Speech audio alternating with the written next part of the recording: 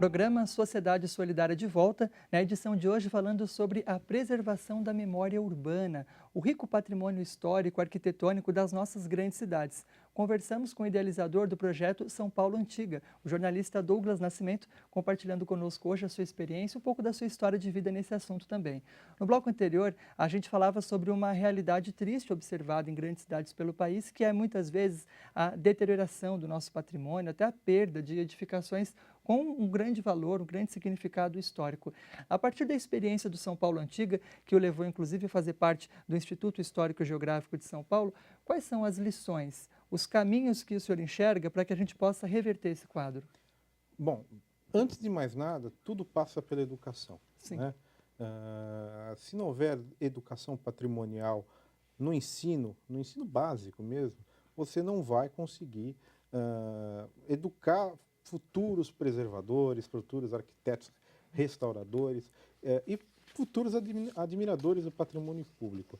Uma coisa que eu tenho brigado muito aqui em São Paulo, conversado com vereadores de vários partidos, é de colocar, pelo menos no ensino municipal, né, alguma espécie de cartilha preservacionista, onde a pessoa aprenda a lidar com os monumentos, a lidar com o patrimônio histórico, a conhecer o seu bairro e também a lidar com os símbolos nacionais. Hoje você imprime, nós fizemos um teste numa escola aqui da rede municipal, a pedido da própria escola, nós levamos alguns símbolos e alguns monumentos da cidade e pedimos para esses alunos identificarem quais eram, né?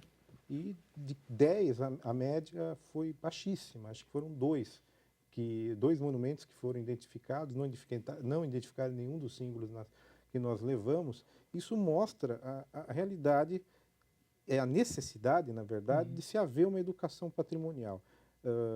Em qualquer país, né, do mundo, aqui perto, na Argentina, nós temos na rede primária, né, o ensino da história do seu bairro. Por exemplo, se morar na Recoleta, em Buenos Aires, você vai aprender a história da Recoleta, se mora em San Telmo. Isso cria um vínculo do aluno com o lugar onde ele reside, ou em exceções que ele resida longe de onde ele estuda, com o lugar onde ele estuda. E isso permite que a pessoa conheça o lugar e tenha como dar mais valor àquilo, né? Por exemplo, vamos demolir uma casa de 100 anos na freguesia do Ó, mas a pessoa nunca aprendeu, né, a história desse bairro. A pessoa não vai se comover. Vão derrubar uma casa no centro histórico do Rio. A pessoa não conhece, como é que ela vai se envolver? Então, eu sempre digo que a internet ajuda muito, os vídeos ajudam muito, as redes sociais ajudam muito. Mas enquanto não se houver um ensino na base mesmo, que as pessoas aprendam na escola essa importância, não vai mudar muita coisa. É interessante que as pessoas muitas vezes vão fazer turismo em outros países buscando esse tipo de monumento, mas as suas portas, né, ali no seu bairro, ela tem também monumentos, edificações de grande valor que ela ignora e não dá o mesmo valor. Isso é uma coisa que existe muito aqui no Brasil e não é a realidade só de São Paulo, é do país inteiro. Eu costumo dizer, quando eu recebo pessoas de outro país, as pessoas perguntam, poxa, mas aqui tem monumentos legais. As pessoas, como elas fazem para conhecer? Eu falo, olha, quando elas conhecem é porque passaram em frente. Mas se você tiver vontade de conhecer o seu patrimônio histórico na cidade de São Paulo, você pode ser em cada estação do metrô. Eu fiz um estudo de monumentos próximos de metrô. Até mais ou menos na Zona Leste, indo até mais ou menos a estação ali da Penha, todas as estações têm algo histórico, ou algum monumento, ou alguma casa significativa para você conhecer. E para as outras zonas também. Não é diferente em outras cidades. Você pode... o Rio de Janeiro é ótimo para isso. Bom, o Rio de Janeiro tem monumento até... Você acha monumento de olhos fechados. Então, dá para conhecer a cidade. Você não precisa viajar para Paris para conhecer coisas bonitas. Você pode conhecer na sua própria cidade aqui no Brasil. Hoje, qual é o perfil do acervo do São Paulo Antiga? Bom, hoje nós temos um acervo bem diversificado. A nossa base principal é o acervo iconográfico, então, digamos que 80% do nosso acervo são fotografias de imóveis antigos, alguns que ainda existem, outros não, monumentos, né? Boa parte desses acervos antigos que nós vamos adquirindo com o passar do tempo, através de leilões, doações, muitas pessoas doam materiais para os nossos acervos, e o restante é um acervo, quando, por exemplo, a família doa fotos, aí vem fotos de pessoas, tudo. Algumas coisas dessas nós acabamos cedendo para museus que usam esse tipo de material. E o restante fica tudo para nós. Já são mais de 250 mil imagens em nosso acervo, entre acervo feito por eu mesmo e acervos doados e fotos antigas.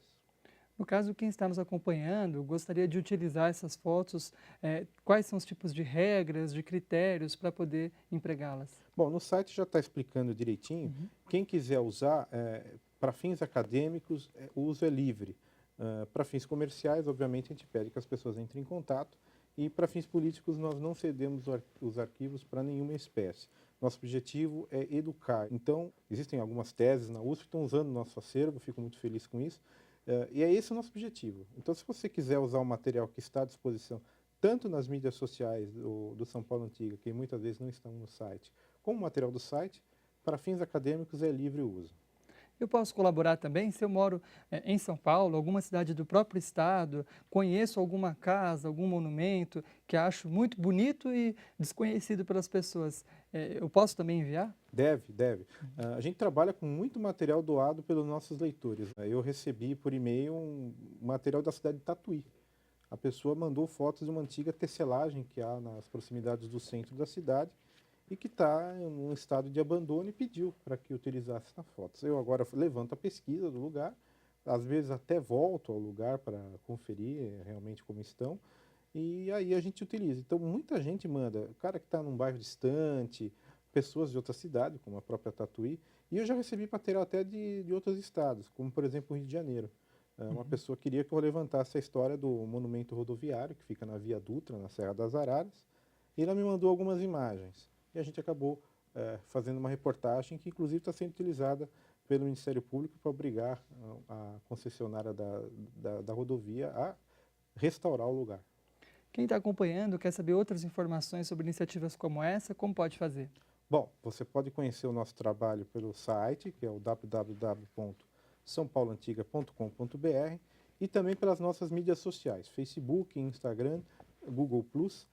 Todos eles são São Paulo Antiga, tudo junto sem acento, então não há diferença, né?